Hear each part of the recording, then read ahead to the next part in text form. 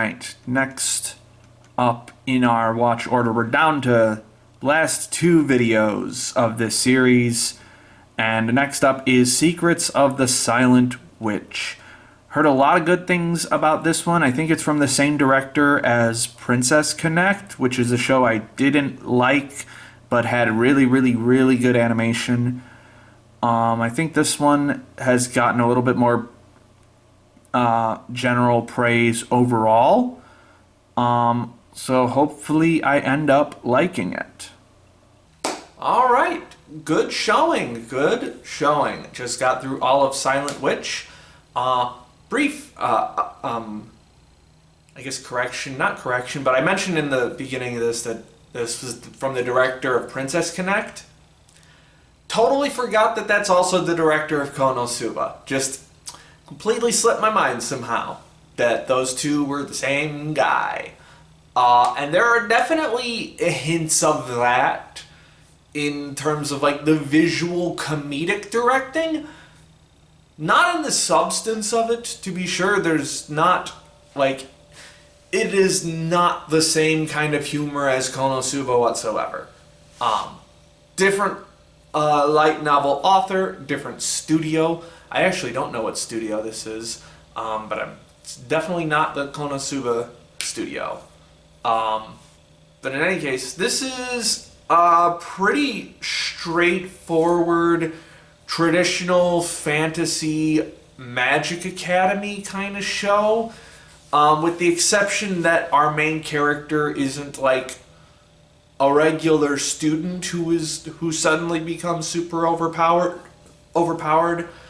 She is actually already one of the most powerful mages in the entire world, and instead of becoming that, she has to infiltrate an academy and protect one of the princes of the kingdom that is attending school there, because people are constantly trying to assassinate him. So, nice little twist on that formula.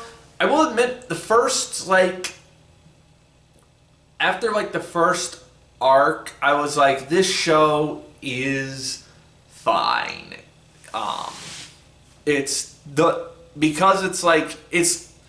is one of the reasons why I didn't connect with the comedy in Princess Connect, really, is like, it's got the punchiness visually of Konosuba, because it's the same director, but like the actual substance itself is not very punchy, so you can try all you want, but it's not going to be like gut-busting in any way how with the comedy for this show. And moreover, the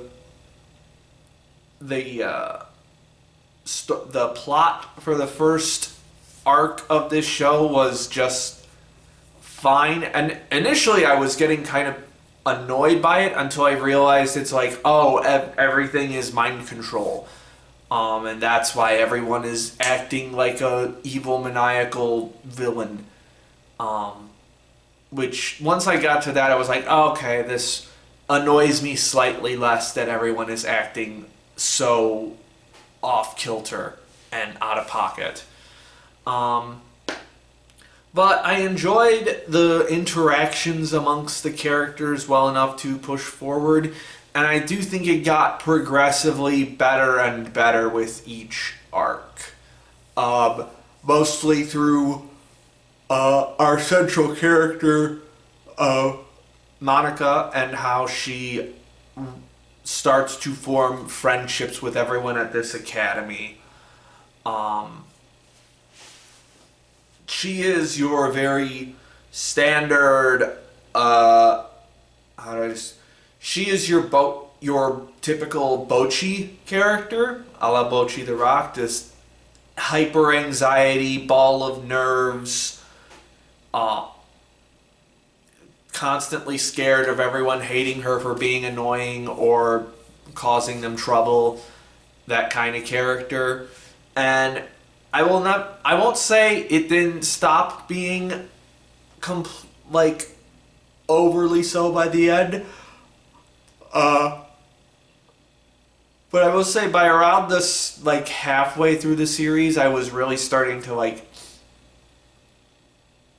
well, not before that. I would say, like, around the third or fourth episode, I was like, okay, she is more than just the archetype of the ball of stress and anxiety.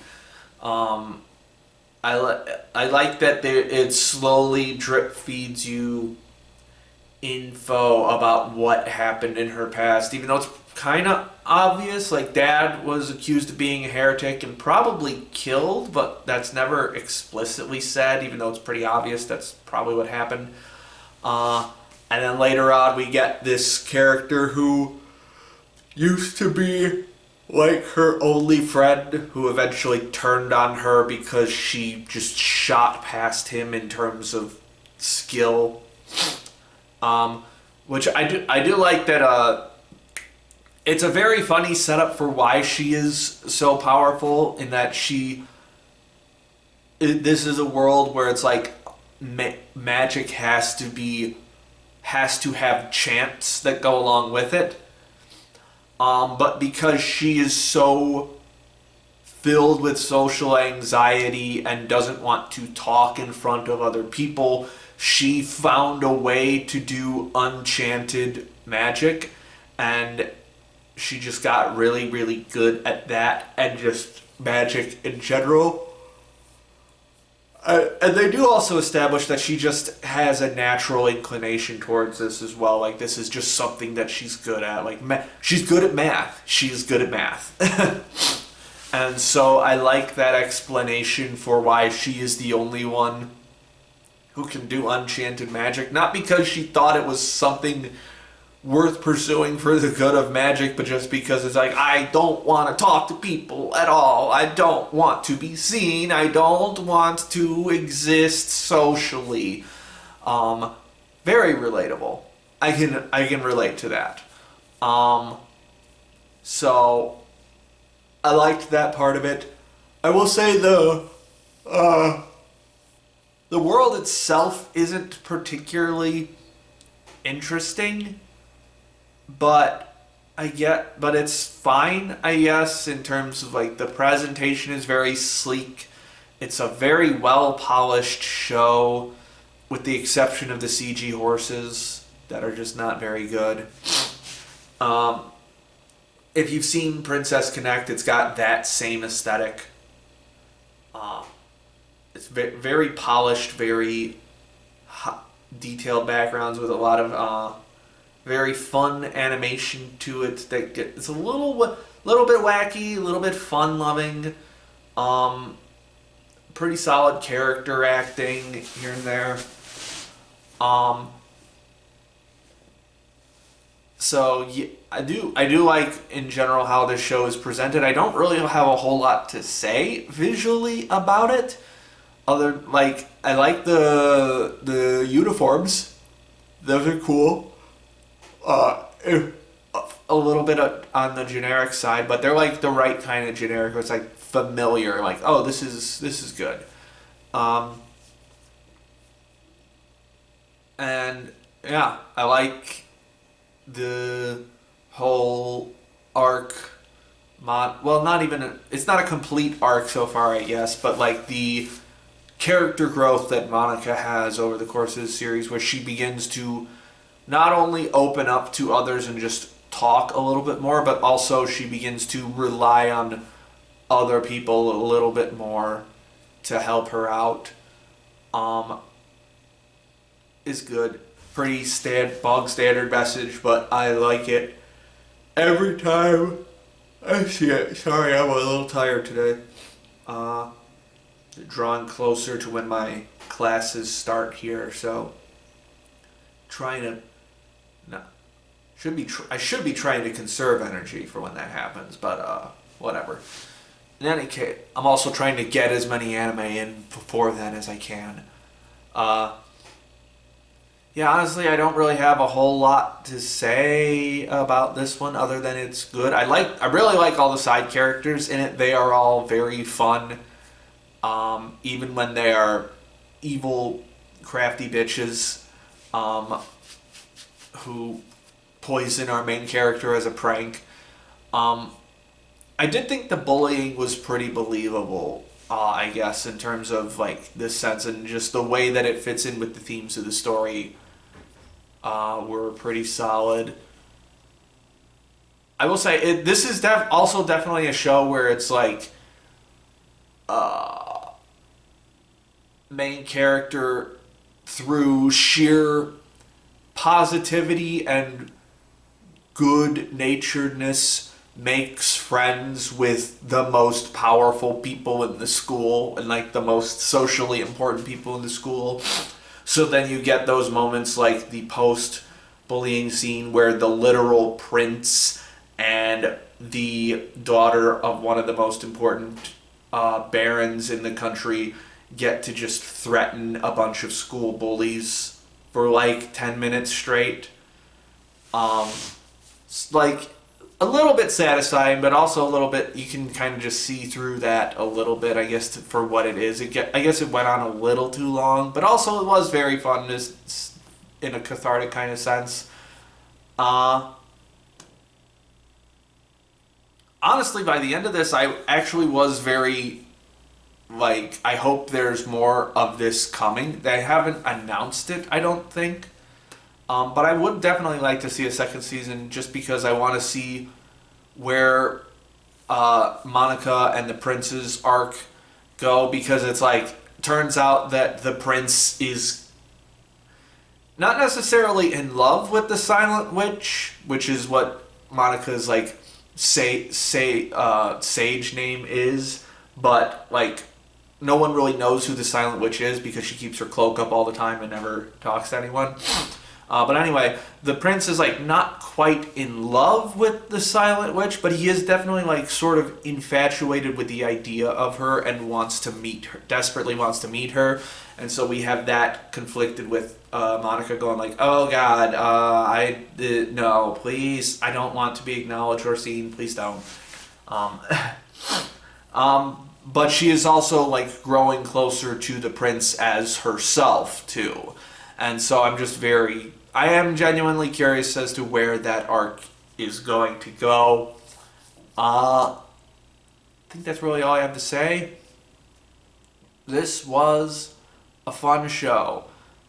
I wasn't super feeling it at the very beginning. I thought it was going to be a little substanceless, but had enough for me to chew on as it was going forward with how Monica bonds with all of the people she meets throughout this series. It's a good watch. Alright, Secrets of the Silent Witch is complete. And we're going to scroll up sort of around the middle of the pack here in the number 26 spot with a decent 7. Good show. Just a good show. Okay. Next. We're down to the last 15 shows. And up next is April Showers Bring May Flowers. I believe this one was unlicensed, I think. Or it was like one of those ones streaming on YouTube. I'm not sure. Didn't hear anyone talk about this. I think it's a rom-com. But we're about to find out. Not feeling this one. On the one hand, it does do the one thing that I have been not desperately asking for, but waiting for a shoujo rom-com to do. I don't even know if this is shoujo, but like a rom-com to do where like they present the main character as ugly, and then the main character actually is, like, not traditionally attractive. Because, like, think of all of the rom-coms or romance series you've seen where you have the main character who's like, I'm just a plain Jane, not attractive, whatever. And you look at them and you go, you just look like every other cute anime girl. This is not that. This is one where the protagonist actually looks like she would be considered unattractive in real life by, like, in terms of, like, popular standards. So that is something that I do have to give it props for, at least. Unfortunately, the show's just not very interesting. I don't think the dialogue is very good. I don't think the character interactions are very good. It's presented very plainly, without much interesting visual cues to it, which would have been helpful when she had her fucking freak out in the classroom and started acting like a weirdo space alien. It's just very weak visually. Like, the character designs are fine, but, like, the color palette's very drab, and it just doesn't have a lot of spice to it overall. And I just don't really care for any of the characters. I don't think it's funny. It's just, it's just not very good.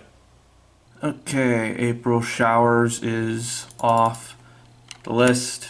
Next up, Anne Shirley. This is a remake plus some additional content of the World Masterpiece Theater series based on the Canadian novel series. I've gotten through like 7 or 8 episodes of the 70s series, and I do need to get back to it at some point. It's just hard to watch a 50 episode series on my laptop connected to a TV, and also I don't even have that option anymore. I've also heard that it does all of that content in 13 episodes. So we'll see how this goes. Oh, this is rushed. This is very, very rushed. I didn't even get to when Anne got to Green Gables. I didn't even get to the flower scene. It's so rushed. There's no time for anything to breathe whatsoever. Like, it really manifests in Miss Cuthbert's conversation with, I forget what the other lady's name is, but like, the dialogue is cut together so quickly that it's a little disorienting. And I also don't like most of how this looks so far. The character models are clean, but I don't particularly enjoy the color palette. It doesn't really say much, like, visually. I will say, like, I liked the fisheye lens thing when Anne is getting up in Mr. Cuthbert's face, like, getting super excited and stuff. It has, like, this fisheye lens kind of thing that's kind of neat. And they definitely nailed Anne being so inquisitive that she's kind of becomes annoying. They definitely nailed that part. But also they skipped over, like, the lead up to that. And they skipped so much stuff in it. Again, I'm coming from the perspective of, is this at least as good as what I saw of A, the 70s anime, and B, the direct-to-TV live action film from the 80s, I think, the Canadian one. I forget who directed that one, but it's a direct-to-TV film that's like a little over 3 hours long, and I've only seen half of that because it was one of those ones where it was like you have to flip the disc over to watch the second half, and the night had gone on so long by the time we flipped the disc over that we never got to the second half. But the first half was really fucking good, and so that gave me, like, hope that, like, okay, you can tell this story in a very short time frame. You just have to do the right things, pace everything properly to line it up. You don't necessarily need 50 episodes to tell Anne of Green Gables. It certainly would help, but you don't need it. It can be done in like 3 hours. So if it can be done in 3 hours, it can also be done in a core length. So like 4.5 to 5 hours. But I'm really, really, really not enjoying how this is paced so far. And also, like, they don't even get to, like, the misunderstanding of getting a girl instead of a boy until the conversation with Miss Cuthbert. Like, Matthew, we don't see him being like, yeah, I gotta go get a boy at the station, and then him looking around for a boy and then being completely shocked by Anne. We don't get that scene at all, which I think is kind of necessary for, like, his character, sort of. And also, like, Anne basically has her hand held all the way up through her introduction to Mr. Cuthbert. Like, by Miss Spencer, by the station manager, like, I don't remember quite how the first episode of the 70s anime goes, but I do remember her being a little bit more independent than that. Like, people are constantly, like, the adults are directing how Anne is going rather than her just spurring off on her own, except for the bit where she, like, sits on a pile of dirt instead of sitting inside the station when the train manager suggests it. That's the one thing that's very Anne-like. But, like, this does not feel...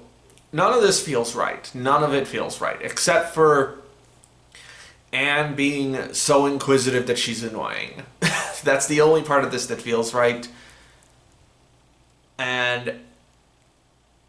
yeah, I just don't... I don't particularly enjoy what I'm watching. Also, I'm staring at Mrs. Cuthbert's design off to the side here. Really don't like that.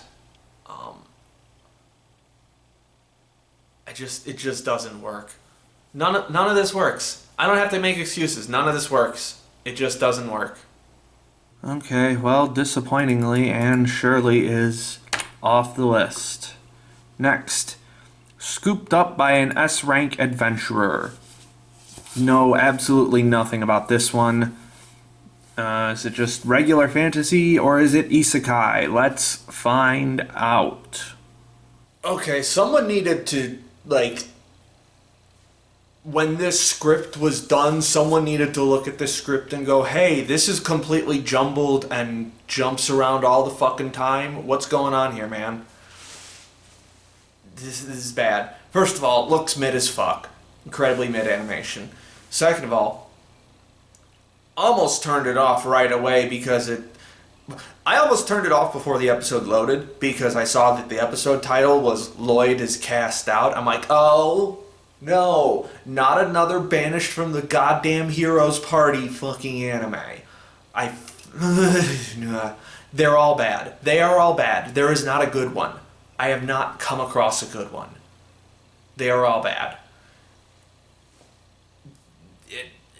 I don't know why there is not a single good one, but they all fucking suck shit. Maybe I'm forgetting one. I doubt I am. But anyway, it opens with the party leader kicking our main character out of the party. It's like there's like 10 seconds of that, if 10 seconds. Then it does the OP. Then it cuts to a flashback of the main character as a child who presumably just had his entire village destroyed, and some hero takes him in. And then she goes, this is how you do a fireball. Now learn how to do a fireball, you're not going to get to eat. Like, fuck you, bitch. What the fuck? I can't. This is fucking awful. Before we continue, I just want to point out that I went to Mal to search this and drop it, and I typed in S rank to get here. Apparently, there are already 4 different fucking anime with S rank in the title. One of these hasn't come out yet, but I have already seen these other 2, and they both fucking suck. Oh yeah, this one was This one was in the winter season. So apparently that's going to be a trend now, just putting S rank in your fucking title. Who gives a shit? This is coming off the list. Next, The Fragrant Flower Blooms with Dignity. This is actually the highest rated show of the season on Mal. And yet I don't know anyone who watched it. I just now saw the first volume of the manga at Barnes and Noble yesterday. I think it was yesterday, yeah. But I don't know anyone who watched it. Maybe it's a Netflix jail thing. I know it's a romance series. Hopefully it's good. Well, I got through a decent chunk, but sadly only a decent chunk. I got a little bit up into episode 9 of The Fragrant Flower Blooms with Dignity before just getting so bored that I gave up. In general, this is like a very cookie cutter romance drama with some light comedy elements to it. There is absolutely nothing here that you have not seen before and probably done better in other places. Initially, what like our main character Rintaro is guy who is technically a delinquent and looks like a delinquent, but actually he's like got a heart of gold and he really doesn't actually pick fights with anyone. So, but because he looks scary, everyone gets scared of him. So he's basically Ryuji from Toradora, but less interesting. And the main girl, Kaoruko, is just waifu. She's this very petite, very polite, and extremely sociable, bordering on manic pixie dream girl type stuff. To the point where it's like, you know the thing where it's like when humans see something that's like almost human but not quite, it becomes like discomforting, like the what's that fucking thing called? I'm gonna hate myself if I can't remember the term for this. I can't remember the fucking term. Jesus Christ. Where it looks almost human, but it's not.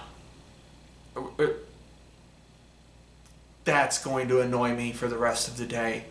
Fuck.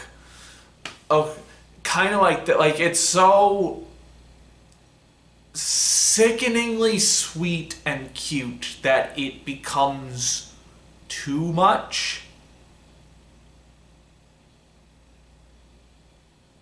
And so, like, on the one hand, it is very cute, and she's like a very cute anime girl, but also it's like so intensely designed to be that way that it starts setting off like discomfort in my head. I'm still trying to think of what that fucking term is, and it's pissing me off that I can't remember what it's called. I'll remember it after I turn this recording off and look it up. But anyway, the characters are fine. It's very much like at first I did have to commend it for being like going down like a very typical romance drama path. I call it a romance drama, but it's very, very, very light on drama.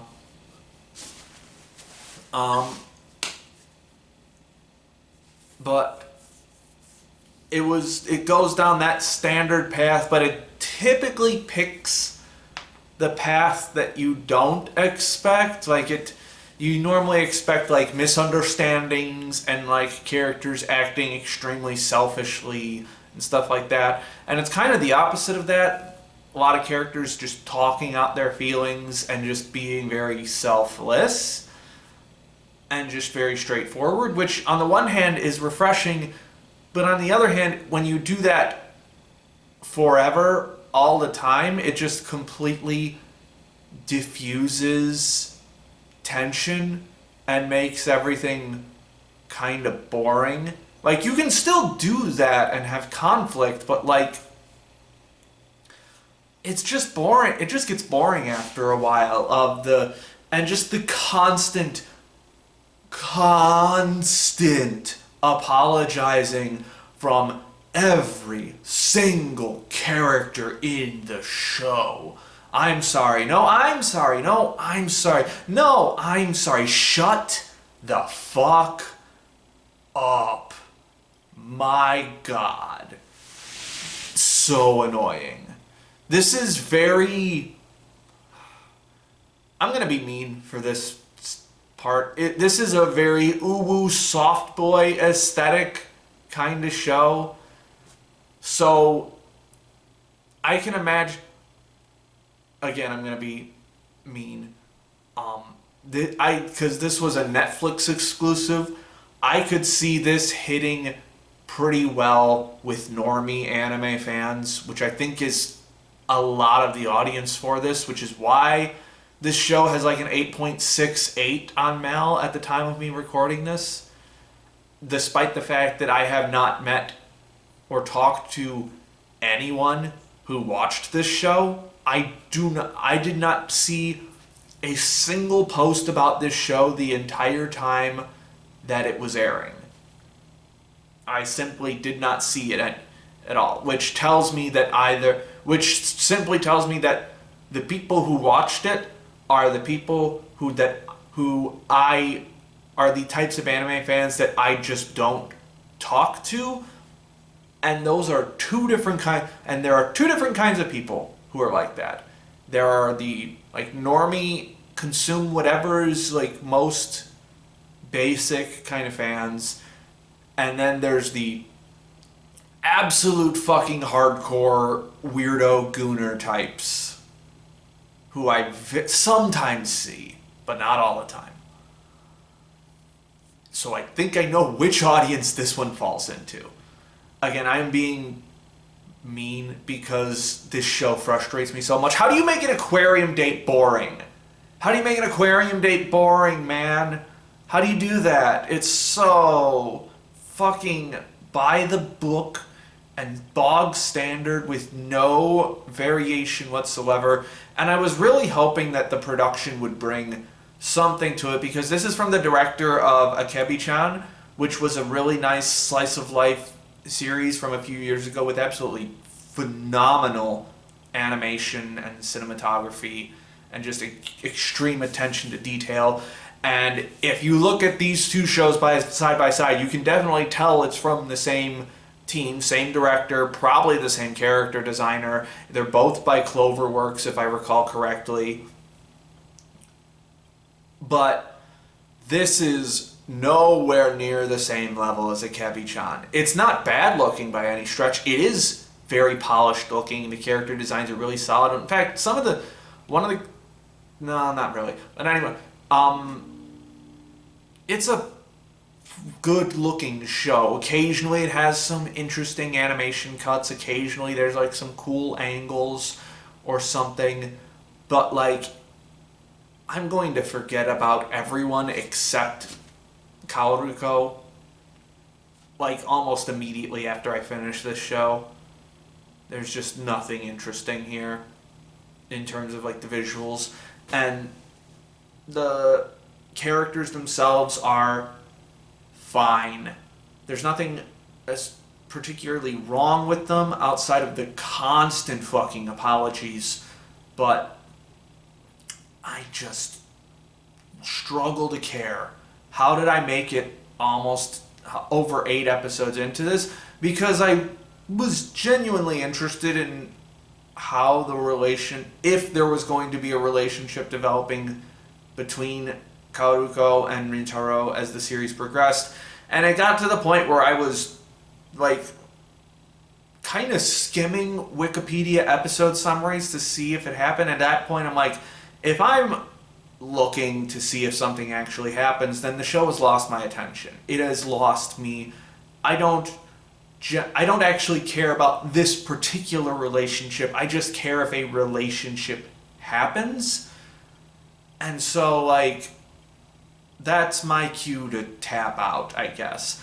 I will say, though, Rintaro's mom is the best character in the show because she is constantly making sure her son does not fuck up this potential relationship with Kaoruko just by being like, hey, get the fuck out there and go fucking talk to her, you little shit.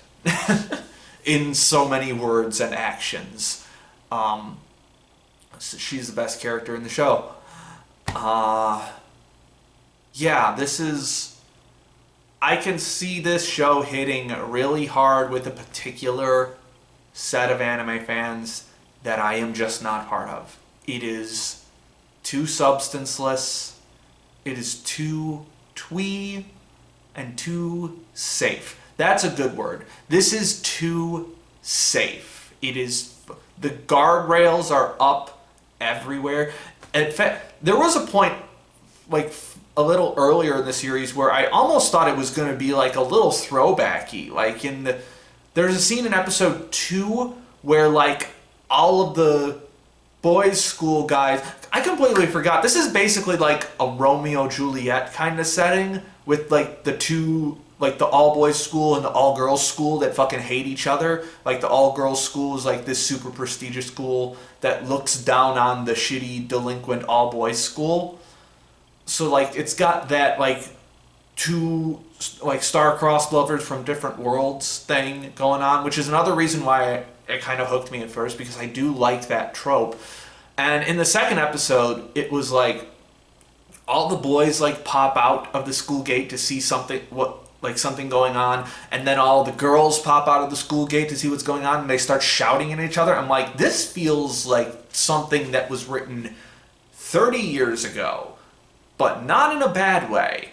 Like if it had leaned into that wackiness a little bit more, I might have liked it. I might have actually liked it a bit more if it was a little more wacky, a little bit more throwback, a little bit more of that era, and not this very soft safeness that it has to it. It like the grit is there a little bit in the first episodes, but once it falls off, it falls the fuck off. So I can only call this missed potential, I guess. And I don't know how the Mal audience scored it this high. And I almost wanted to finish it just so that I could score it, but I'm not going to sit through like 5 more episodes. It's just not worth it. It was Uncanny Valley, by the way. The phrase I was looking for was Uncanny Valley. It immediately came to me as soon as I sat down at the computer, but yeah, that's the word I was looking for. In any case, Fragrant Flower off the list. Up next, another Netflix one, Yaiba Samurai Legend. This is a remake of a Shonen Jump series from the 90s. It's either Shonen Jump or Weekly Shonen Sunday. I know it's Shonen Sunday because I saw the print copy at the bookstore recently, and it's from the writer of Detective Conan, but it's an action comedy series. I've heard it's very episodic, and so that's why some people fell off as the series went on. So let's see if all of those episodes can manage to hold my attention. Okay, that took a little bit because it was 2 cores and I'm having less time to watch stuff now, but I did it. I watched all of Yaiba Samurai Legend. Can't fucking talk today. The remake. Fun times. Overall, fun times. A little bit of struggle here and there. But let's get into it. I guess the best way to describe this is that this is very Dragon Ball like. And I mean like original Dragon Ball until we got to like the last 2 episodes where it started to become Z. Yeah, the power creep got fucking wild in those last 2 episodes. It just flung the power creep into the sun. To the point where I am not sure how the next season of this is going to go. And we already know there's going to be another season.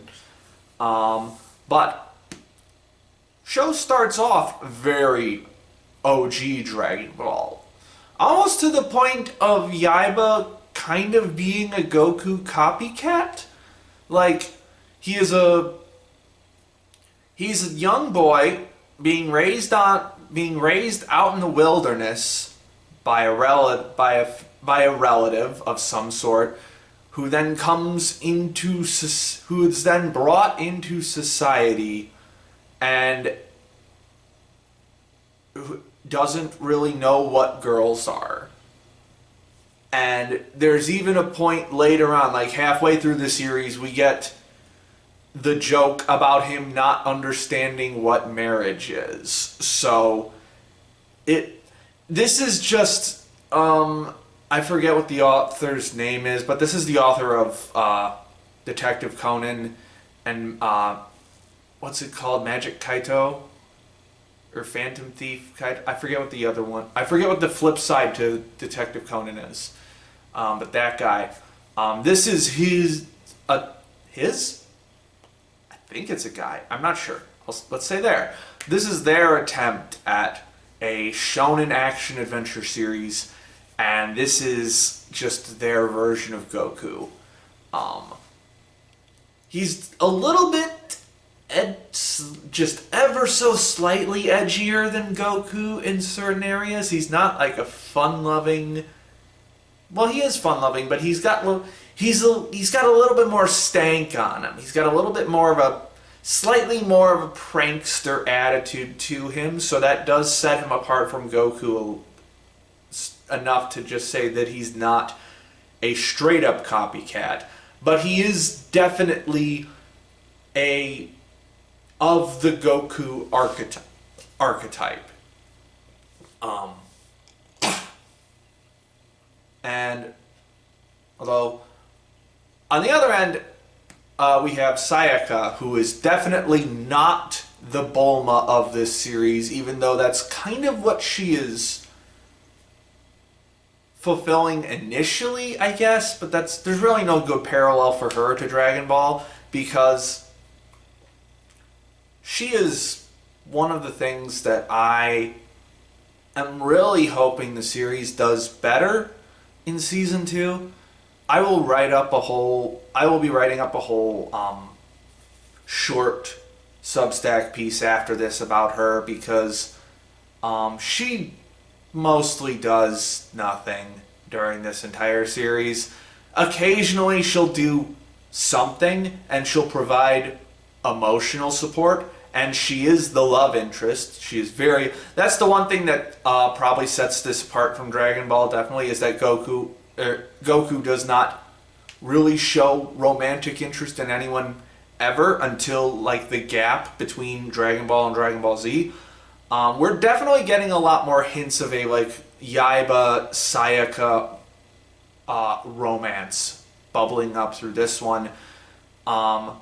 Almost in a Ranma Akane kind of way, like where it's like they start off completely fucking annoyed at each other, but gradually grow to like each other over the course of the series. I will say there are definitely some leaps in that relationship. There was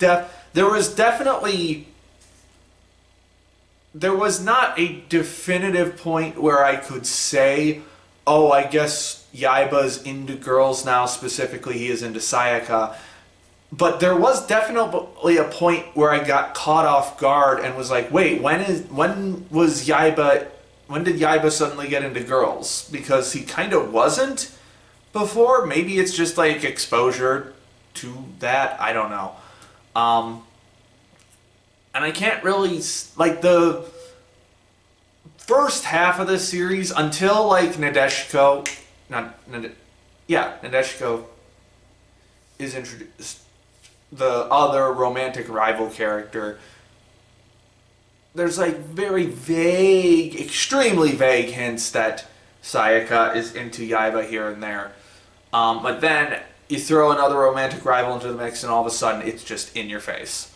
I would have liked a much more like gradual lead up to it. And maybe it's that way in the manga and in the original anime adaptation, which apparently the original anime was directed by Kunihiko Yuyama, who, if you don't know, was the director of Pokemon for like the vast majority of the series. I think he was the director all the way up through X and Y, I think, and then he became chief director for Sun and Moon, I think, and then someone else was like the series director, or maybe he was still series director for Sun and Moon. I can't quite remember. But for, at least in the very beginning of Pokemon, he was definitely like the main director. And so like he directed the vast majority of Pokemon episodes. So maybe I'll check out the original anime at some point, even though it's an incomplete adaptation. Because I would like to, there were definitely points, especially in the first half of the series, where I really wanted it to slow down and be a little bit more exploratory adventure-y rather than just comedy adventure-y and action adventure-y. I would have liked it to slow down a little bit. Maybe let the adventure vibes seep in a little more, let the characters, let the character antics and their chemistry, the way they bounce off each other work a little more. Because these first episodes are very brisk. Although on the other hand, if those early episodes were any slower, the fucking time travel shit for like 2 episodes would have been much more painful. Because that was definitively not good. Capital, not capital good. It was just bad. It was bad. Fortunately, that only lasted for like an episode and a half, really. Maybe it was only like an episode. I can't quite remember. But for what we got from this series, I definitely liked what we have. It was this. If this had been like even more, if this had even more of a romance focus to it, this would have been my ideal anime. Like, this is what I crave.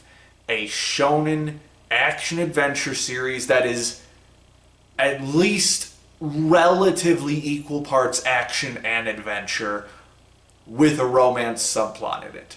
That is what I want constantly, all the time. I will never have enough of that.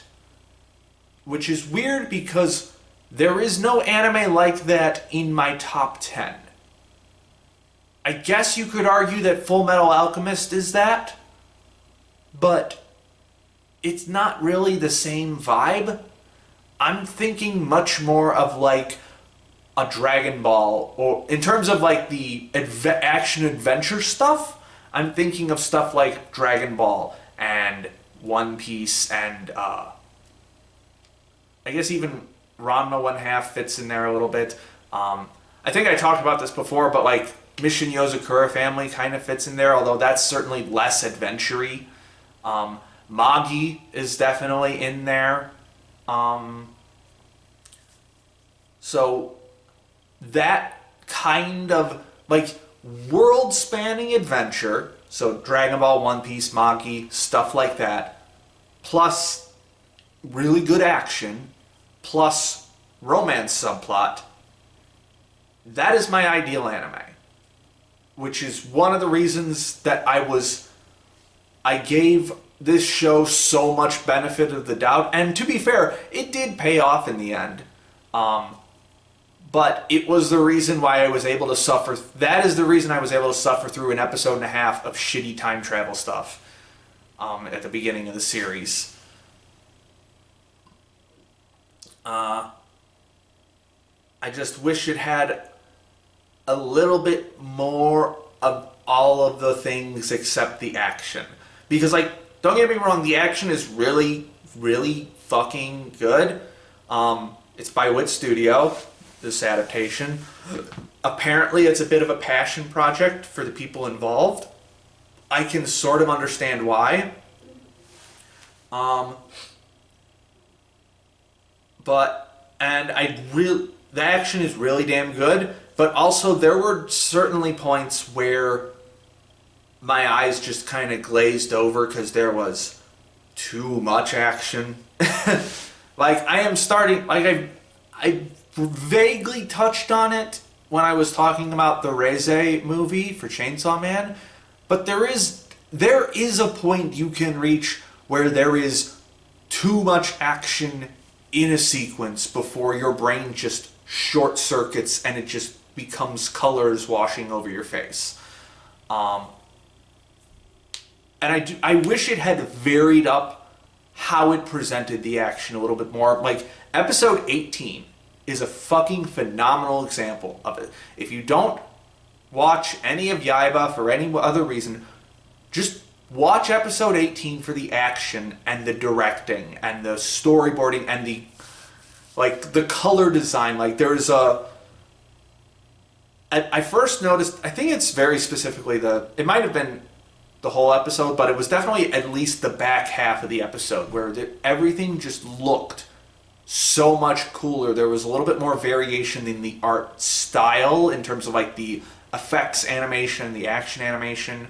Like, there was one point where, like, a character was on fire, and the specific color palette of that reminded me of stuff from, like, the 90s when you saw stuff on fire. And it looked so goddamn cool.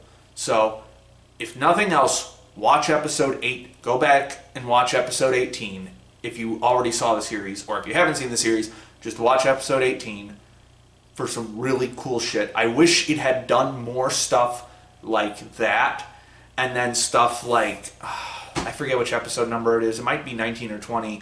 The Darkness episode, where they're trapped in the Darkness Orb, which then suddenly got renamed to the Twilight Orb in the subs. A lot of inconsistencies in the subtitles that I got for this series, which I presume are the Netflix subs. I digress. But yeah, the Darkness one where everything is just in grayscale, black and white. I wish it had done more of that throughout the series instead of just in, like, 2 episodes, because the rest of the action is just, like, big, explosive Sakuga rainbow color fests, which are cool until you get tired of them, because they are there so often. And also until the power scaling gets fucking out of goddamn control, because, like, I mentioned it earlier, like, the last 2 episodes, it goes from, like, the second to last episode, they are in, like, Saiyan Saga level power scaling. That is, like, roughly where they are. And then the villain for the next arc shows up, and she's just, like, Frieza level immediately. And it's, like, the power scaling has just ramped up insanely, and as has the light show Sakuga Fest. So hopefully I guess that's another way to contrast it against Dragon Ball, I guess, is it's not super martial arts focused, again, because this is more of a samurai show than a martial arts show.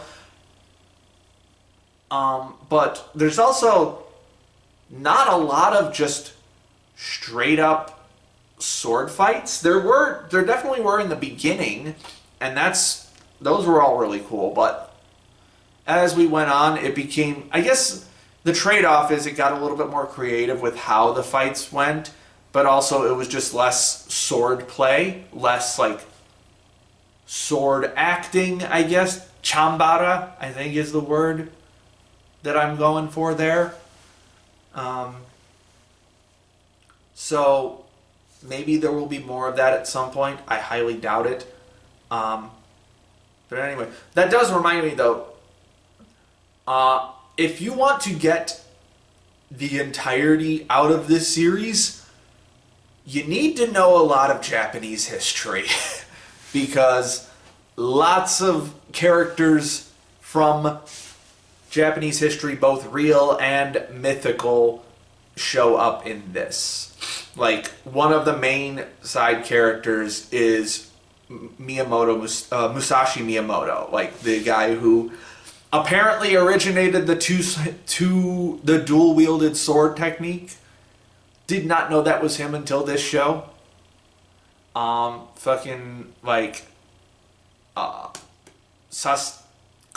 Sasaki is in this a lot.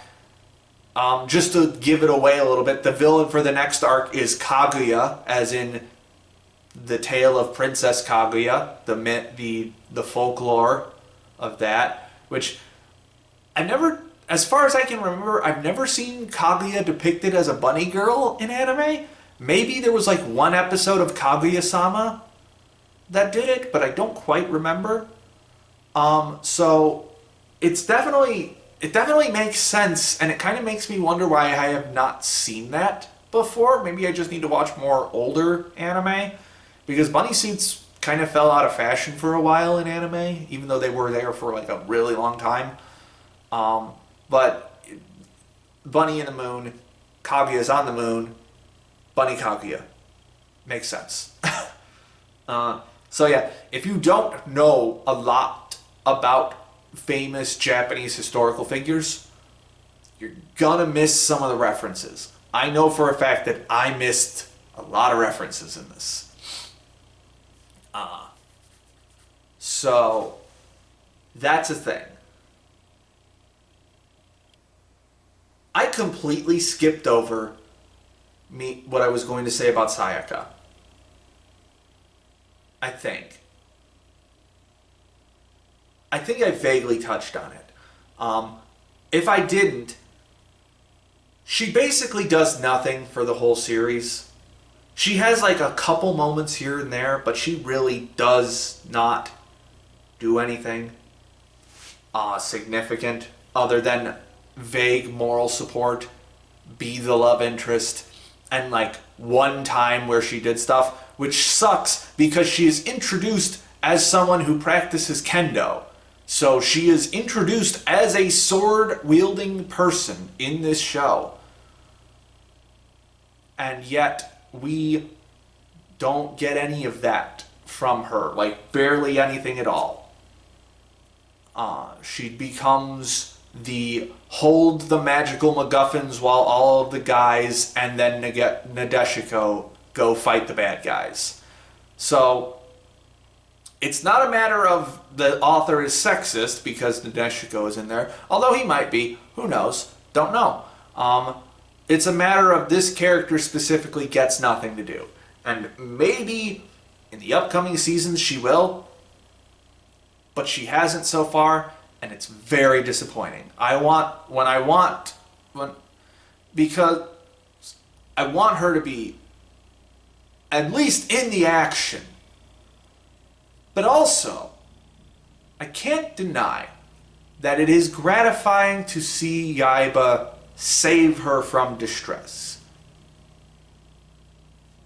I'm going to write more about that in detail, about the desire for equality versus the desire for moe and the desire for a damsel to save. There is a conflicting desire within me because I want both. I will sort that out later. I guess I could talk about Onimaru for a bit now. He's mostly boring. He's just like a evil supervillain in a skull chest plate in a castle. The only times, like, he's most interesting before he transforms into a demon. Like, before he gets the Fujiken sword and turns into a demon. When he's just some guy that Ranma has a duel with, just some regular human dude. That's when he's most interesting. And then he turns into a evil supervillain. And the only time he is ever interesting after that is when he is fighting Ranma. He is just so boring otherwise. And that's kind of disappointing. All of the other side villains, or most of the side villains, are actually kind of interesting and just, or at the very least, fun. Like the Goemon was actually a pretty fun villain.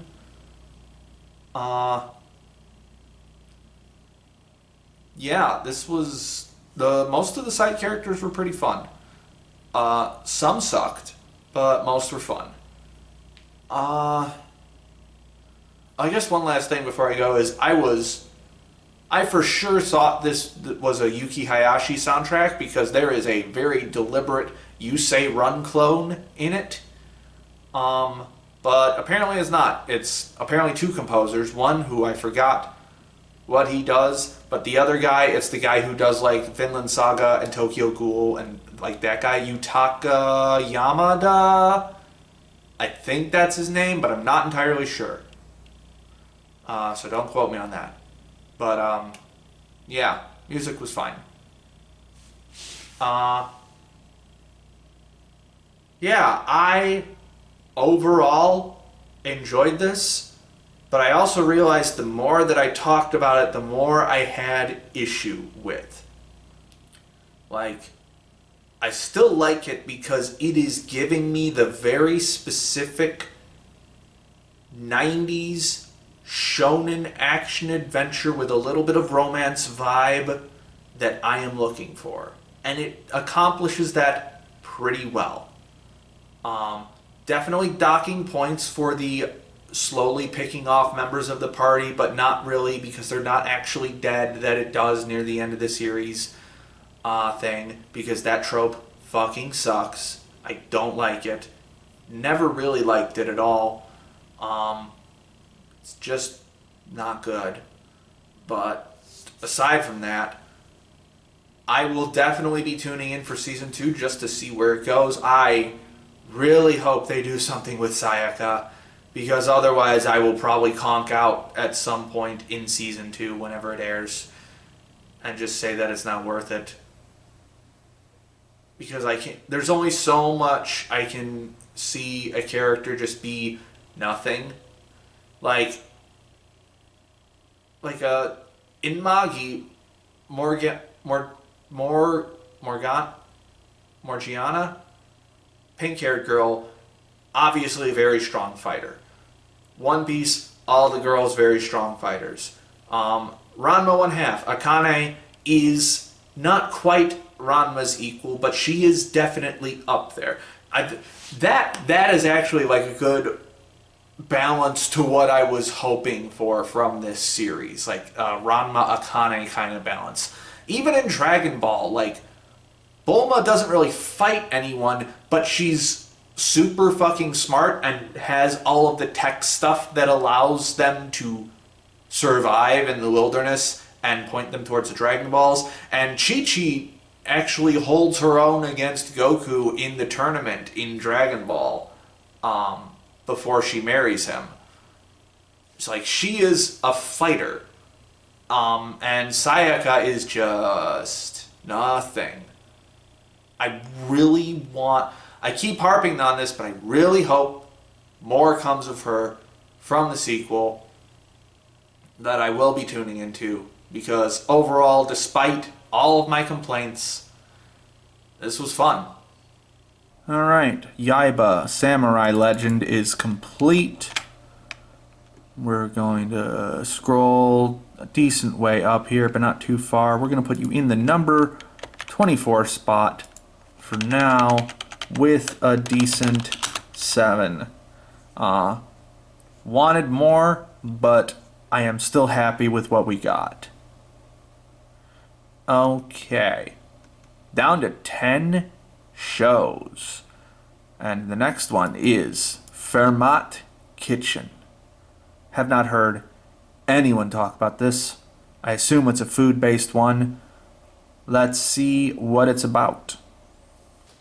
Ew, no, gross, looks like shit, looks like fucking dog shit, absolutely bad, nope, couldn't even make it a minute in because it looks so gross looking. Like, it is not pleasant to look at in any conceivable way whatsoever. It's all bad. The color design sucks, framing sucks, character designs suck, it's all bad. I couldn't even make it to the premise of the show because it's so ugly. Also, dude is like competing in a math Olympiad, I guess, and then he just doesn't write anything on the answer sheet. Like, doesn't even try to work anything out. I've done math Olympiad before. You at least do some kind of work to get there. You don't just suddenly wind up there and not know a goddamn thing. That simply doesn't happen. Fuck off. Next. Okay, Fermat Kitchen, fuck off. End cap time. City the Animation. This is the KyoAni show of the season from the same author as Nichijou, which KyoAni also did. I actually read a few chapters of this like years and years ago and didn't quite vibe with it, but you know what? I heard some good things about this, and I probably wouldn't have vibed with Nichijou as a manga either. It's KyoAni that kind of makes it special for me.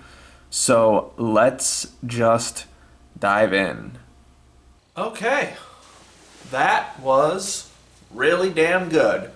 Just finished up City the Animation. Honestly, I don't really have a lot to say about it other than saying, like, animation good over and over and over again, because I really cannot understate I cannot overstate how incredibly complex and detailed the animation and the storyboards and the layouts for this show are. You really just have to see it to believe it. There is so much movement that you would just not get in a standard anime production. There is so much extra flair to everything. A lot of that is because these have some the character designs are very cartoony and very simple. They are not your typical anime character designs, except for like a little bit of the moe factor, but they still resemble anime characters, but they are definitely much more simplified than you are typically going to get.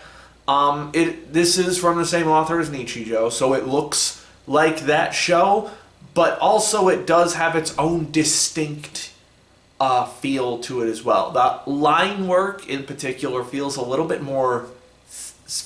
thicker than with Nichijou. If I recall correctly, when this show first started airing, don't quote me on this, but I believe like they use like a particular type of pen to get the specific line work that they get for City to look the way that it does, which means that they drew all of that with pens, stuff that they like couldn't erase or like do, or like they weren't drawing digitally. They were drawing with a particular pen to do a lot of the key animation for this, which is fucking insane. I don't know a lot. Well, I would say I know more than the average person about how anime production works, but I still don't know a lot about how anime production works. But goddamn, that's fucking impressive. Everything about this is just so technically impressive and cool. The fucking split screen episode just blew my goddamn mind with how much shit was going on screen all the time. Now, granted, like, there were some points where it's just like, okay, you just loop a little bit of animation here to save time, but it still looks cool. And the color work is so fantastic. It pops out really nicely. It's like intentionally flat to give it that particular aesthetic. And there's just such a richness to the colors despite the flatness of it, if that makes any sense. The choreography for everything is so cool. There's a fucking musical number for half of the final episode. It's so good. It's just so good. And I really, like, that is the big draw for this show. Whereas with, like, you could argue with Nichijou, it's more so like the slice of knifeness and the comediness, and like City has that as well. But like the primary reason you are watching City is for the animation, in my opinion. You are watching it to see the technical mastery of their craft that Kyoto Animation has. This is KyoAni stunting on everyone for the hell of it. So that is the main reason why you would tune into this show. Not that it's completely substanceless. Like, it's got some good comedy moments here and there. The friendship between Matsuri and Echan, and how that friendship splits apart because Echan has to move to England, and like sort of the emotional steps along that journey was very nice. The Nagumo and Nikura, I believe, the roommates, really liked the friendship / maybe more than friendship that they have. And most of the characters are just very fun and lively and have extremely distinctive personalities. But I will say, though, most of the comedy in this is very absurdist. It is, a lot of the punchlines are just lol random, for lack of a better word. And like, I'm using this in the sense of like actual lol random. Like, it like, yes, the punchlines make sense, but also they just feel so incredibly fucking random at times. And so I would say most of the time the comedy hits. Most of the time. But there are moments where it really just doesn't. There are quite a few moments where I was just sitting there going, oh, that happened, okay.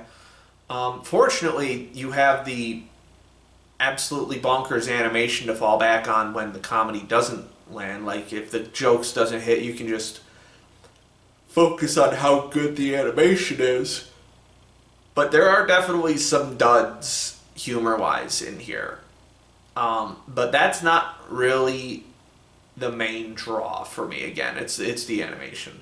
And you do still get some like really good character growth, not necessarily character growth, but you just get to see how the interactions of all the people in this city become more complex the more people are added into the equation. And yes, it actually feels like a city. It feels like a living, breathing mass of people at times. And so,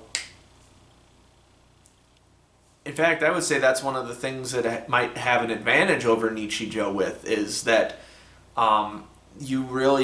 there is just so much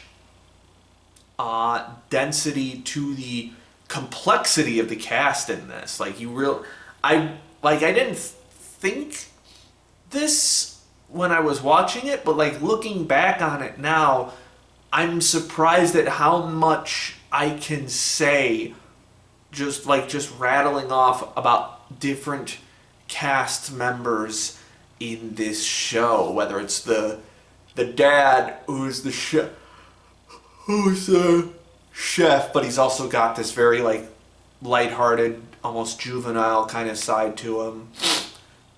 We have the police officer who just does